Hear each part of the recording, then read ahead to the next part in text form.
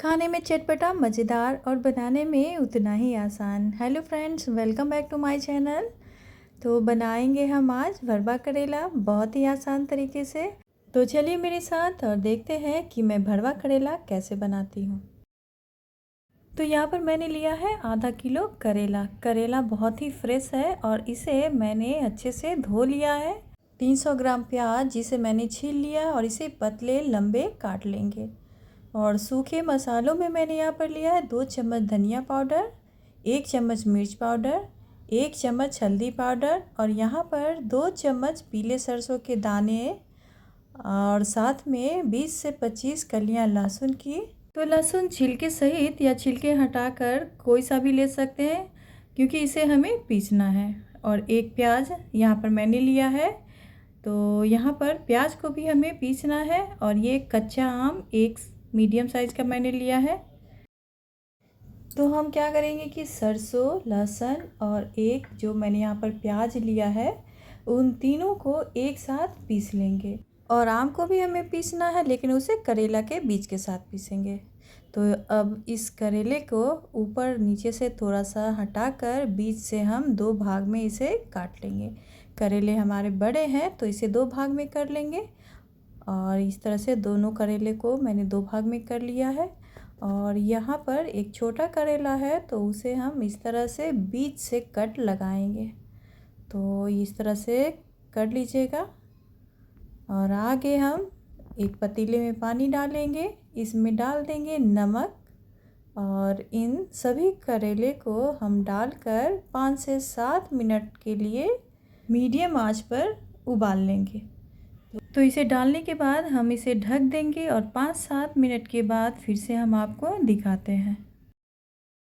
तो यहाँ पर 5-7 मिनट के बाद करेला को हम देख लेते हैं। तो करेला को निकाल लेते हैं पानी से और इस चाकू की मदद से हम चेक भी कर लेंगे। तो ये देखिए करेले हमारे हो गए हैं, तो निकाल लेते हैं इसे। और इसे अब हम ठंडा कर लेंगे क्योंकि इसके बीज हमें निकालने हैं। तो यहाँ पर करेला ठंडा हो गया है तो इसके बीज निकाल लेते हैं और एक चाकू की मदद से हम इसके बीज निकालेंगे।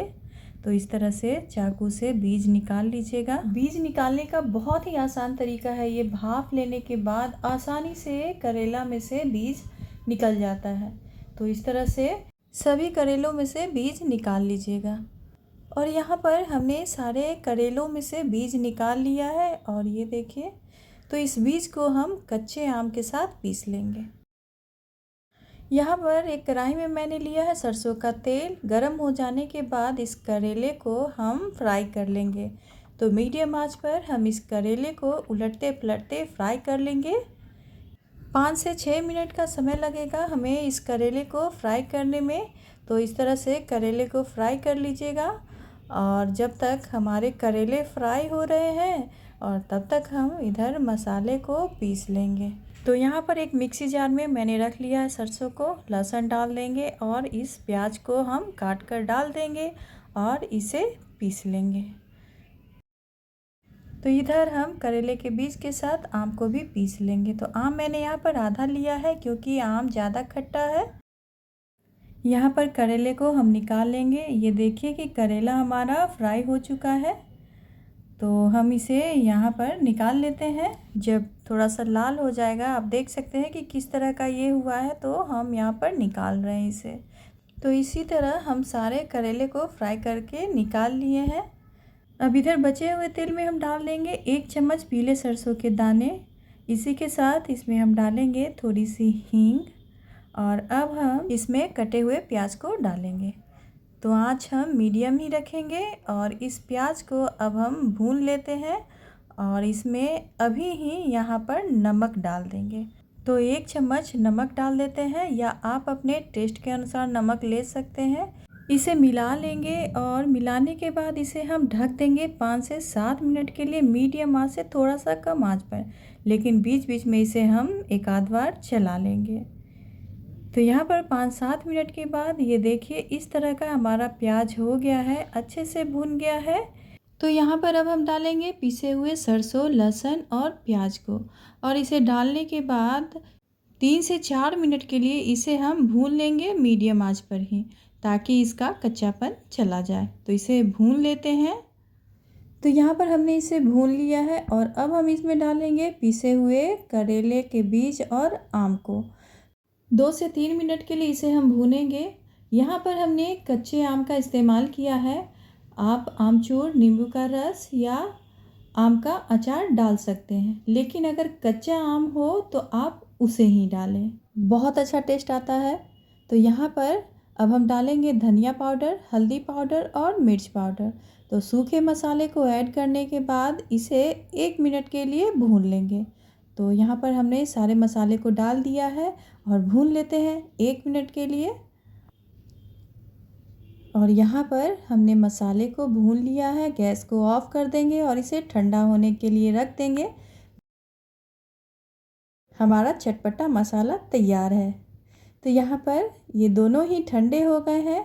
तो हम इसमें अब भर लेते हैं। तो एक करेला लिए हैं और इसमें हम चम्मच की मदद से मसाले को डालकर भर लेते हैं। आप चाहे तो हाथ से भी कर सकते हैं, बहुत ही आसान होता है उसे भी भरने में। भरवा करेला खाने में बहुत ही मज़ेदार लगता है।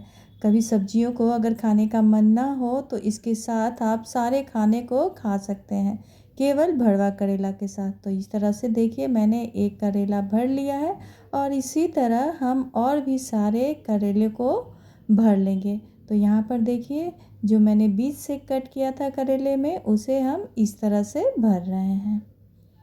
मसालों को भरने से पहले अगर आप करेले को फ्राई कर लीजिएगा तो बहुत ही आसानी होगी भरने में।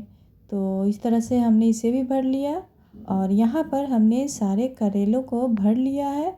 और अब हम इस कढ़ाई में इस करेले को रख कर 2 मिनट के लिए धीमी आंच पर ढककर छोड़ देंगे। धीमी आंच पर ढककर रखने से करेले हमारे और भी सॉफ्ट हो जाएंगे, इसलिए हम इसे 2 मिनट के लिए धीमी आंच पर ढककर रख देंगे और उसके बाद गैस को हम ऑफ कर देंगे। तो यहाँ पर इसे हम ढककर 2 मिनट के लिए रख देते हैं, उसके बाद निकाल लेंगे। तो यहाँ पर हमारा भरवा करेला बनकर तैयार हो गया है। इसे अब हम खा सकते हैं। इसे रोटी, पराठा, चावल सभी के साथ खा सकते हैं। सभी के साथ ये बहुत ही मज़ेदार लगता है। तो आप इस तरीके से ज़रूर ट्राई करें, यानी मेरे तरीके से। और भरवा करेला की रेसिपी पसंद आए तो लाइक कमेंट ज़रूर करें, अपनों से ज़्यादा शेयर करें। चैनल पर मेरे नए हो तो प्लीज़ इसे सब्सक्राइब करें। और फिर मिलती हूँ अगले वीडियो में एक नई रेसिपी के साथ। तब तक आप इंजॉय करें।